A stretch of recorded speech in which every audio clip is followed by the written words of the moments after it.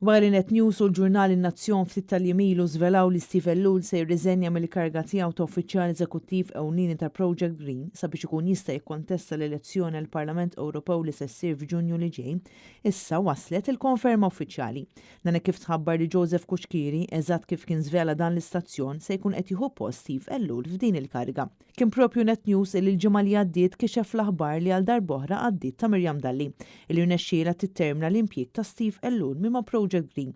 Il-terminazzjoni tal-impjieg ta' Steve Ellul kienet inżammet sigrita minn ta' Kastilja, tant li lanqas l-impjegati ta' Project Green stess ma kienu informati b'dan l-iżvilupp u saru jafu biss mill-gazzetti. Għalkemm persuni minn Project Green li tkellmu ma' Net News kienu konfermaw li Steve Ellul mhux jidħol l-uffiċċju.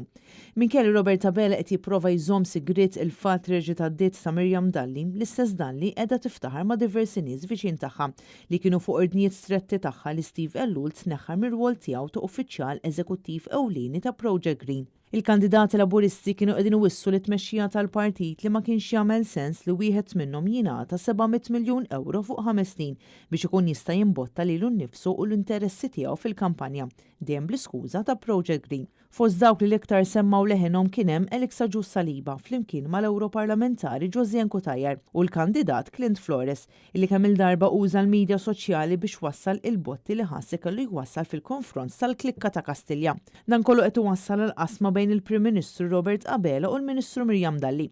Hekk kif issa reġi tad-diet ta' Dalli li kienet propju li imbuttat lil Joseph Kuxkiri biex jieħu post Steve Ellul. Kuxkiri li sa ftit ta' xurilu kien jokkupa l-karga ta' uffiċjal eżekuttiv ewlieni tal-Awtorità Maltija għas-Servizzi Finanzjarji ġej mill-grupp ta' Miriam Dalli u mhuwiex xi wieħed li jxejjer il-bandiera ta' Robert Abela. Fil-fatt min-naħa tal-Prim Ministru kien hemm reżistenza totali għal dan l-isem, l-istess Joseph Kuxkiri li kien issemma f'diversi kontroversi meta kien imexxi l-MFSA.